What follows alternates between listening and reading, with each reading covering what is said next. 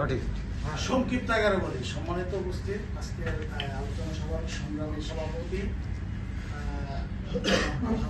নাসির ভাই উপস্থিত, আজকের প্রধান অতিথি ডক্টর অরবিন্দ বেলাল স্যার, উপদেষ্টা মন্ডলীর সদস্য আরো কেন্দ্রীয় নেতৃবৃন্দ এবং আমাদের উপস্থিত যুব দলের অহংকার, আইডল, আইকন, রাজপথের লড়াকু সৈনিক, দুর্দিনের কান্ডারি ডক্টর অলি আহমদ স্যারের বিশ্বস্ত হাতিয়ার জনাব আমান সোবান ভাই উপস্থিত, মহানগর দক্ষিণ এবং উত্তরে এবং তথাপি গাজীপুর থেকে অন্য অন্য জায়গা থেকে আগত আমাদের বিভিন্ন নেতাকর্মীবৃন্দ, আসসালামু আলাইকুম।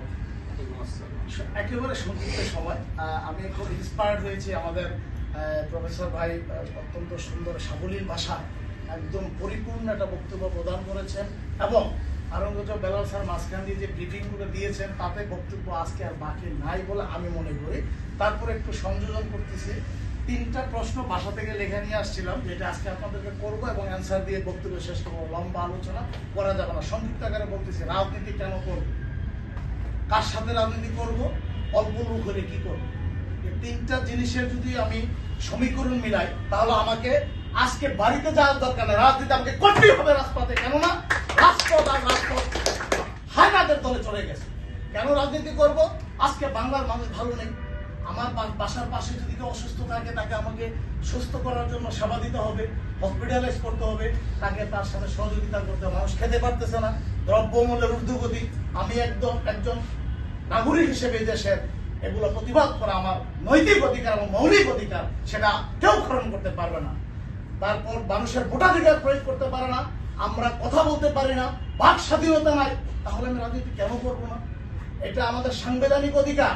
আল্লাহ রসুল হযরত মুহাম্মদ সাল্লাল্লাহু আলাইহি সাল্লাম রাজনীতি করে গেছেন, আমরা তার উম্মত হিসেবে রাজনীতি করে এটা আমাদের অধিকার স্বয়ং আল্লাহ তাআলা আমাদেরকে দিয়েছেন। সুতরাং রাজনীতির ময়দান থেকে আমাদেরকে একটু ঘরে ফিরে যেতে হবে। গত মিটিং এ বলেছিলাম, আমাদেরকে বলা হয়েছিল যে এখন দল সুসংগঠিত হচ্ছে, যখন দলের উপরে হামলা মামলা আসবে তখন আমরা কোথায় যাব? আমি বলেছিলাম 2022 সালে যখন আমরা পল্টনা ময়দান থেকে আমরা যখন জেলে চলে যাই, ফিরে এসে বাসায় যাইনি, আমরা সেই ময়দানেই আছি, ইনশাআল্লাহ থাকবো। আমাদের আপনারা রাজনীতি করতে গিয়ে যে ধরনের হয়রানি হবেন, মামলা জুলুম অত্যাচার হবেন, আমাদের দক্ষ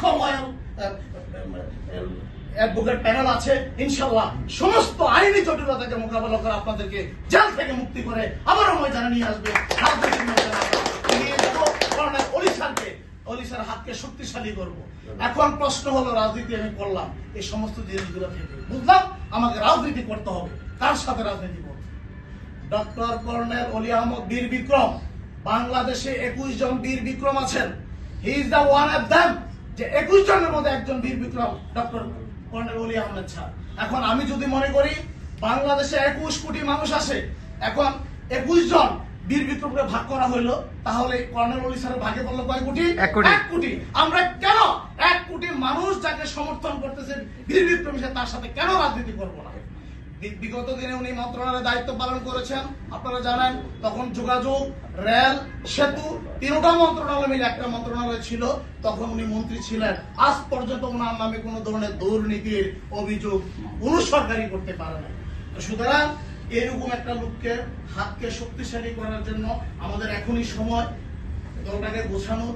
আমরা আজকে মহানগরের উত্তর নিয়ে যে মিটিংটা করেছি, এখান থেকে আলহামদুলিল্লাহ আমরা কিছু আহ্বায়ক সদস্য সচিব পেয়েছি। আপনাদের কাছে রিকোয়েস্ট, আপনাদের কাছে অনুরোধ, যারা অবহেলিত আছে, আমার ভাই বলেছেন যে বিএনপির মধ্যে যুব দলের অনেক ছেলেমেয়ে আছে যারা পুষ্পদেবী পায় না বা রাজনীতিতে নিরুৎসাহিত হয়েছে বিভিন্ন কারণে।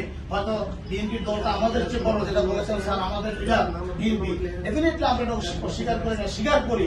তারপরও আমরা ভাই ভাই হয়ে কিভাবে এই দলটাকে সুসংগঠিত করবো, সবাই একসাথে কাজ করতে হবে। সর্বশেষ আমি শেষ করে দিচ্ছি স্যার, বলে একেবারে লুক কম। এখন আমরা কি করবো? আপনারা জানেন নমরুদ হযরত ইব্রাহিম আলাইহিস সালামকে আগুনের কুণ্ডলীর মধ্যে ফেলে দিয়েছিল। সেই নমরুদের আমলে যখন হাজার হাজার লক্ষ লক্ষ পৈশাচিক মানুষ সেই অগ্নিকাণ্ডের মধ্যে আগুন নিক্ষেপ করতেছিল, তখন একটা ব্যাঙ তার প্রস্রাব ঢালতেছিল। তখন আল্লাহ তাআলা ফেরেশতাদের মাধ্যমে জিজ্ঞেস করলো ব্যাংকে যে তুই প্রস্তাব করতেছে কেন? আমি প্রস্তাব করে এটা প্রমাণ করলাম যে আমি আল্লাহর নবীর পক্ষে আছি। আগুন দিব না, আল্লাহ তাআলার কাছে ব্যাঙের এই উত্তরে এত পছন্দ হয়েছিল, আল্লাহ তাআলা সাথে সাথে ফেরেশতাদের মধ্যে জানিয়ে দিল যে তোমার কথা কিয়ামত পর্যন্ত আমি পাপ করে দিলাম। সুতরাং এমন নেতার পিছনে আমরা রাজনীতি করব যেই নেতার বিরুদ্ধে কোনো ধরনের অভিযোগ নাই, কোনো ধরনের দুর্নীতি নাই, সেই নেতা আমরা সুসংগঠিত করে আগামী দিনে এগিয়ে যাব। ইনশাল্লাহ আমরা ঢাকা দক্ষিণের পাশাপাশি উত্তরে যে থানাগুলো আছে তাদেরকে আমরা সর্বাত্মক সহযোগিতা করব এবং আমরাও আপনাদের কাছে একটা সহযোগিতা চাই। দক্ষিণে যদি আপনাদের কোনো কর্মী বাহিনী থাকে আমাদের সাথে একটু পরিচয় করিয়ে দিবেন।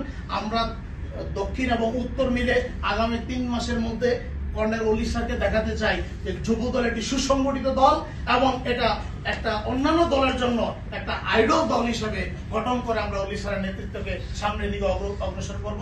এই বলে আমি বক্তব্য শেষ করলাম। বাংলাদেশ জিন্দাবাদ, কর্নেল অলি স্যার জিন্দাবাদ, এলডিপি জিন্দাবাদ, গণতান্ত্রিক যুব দল জিন্দাবাদ।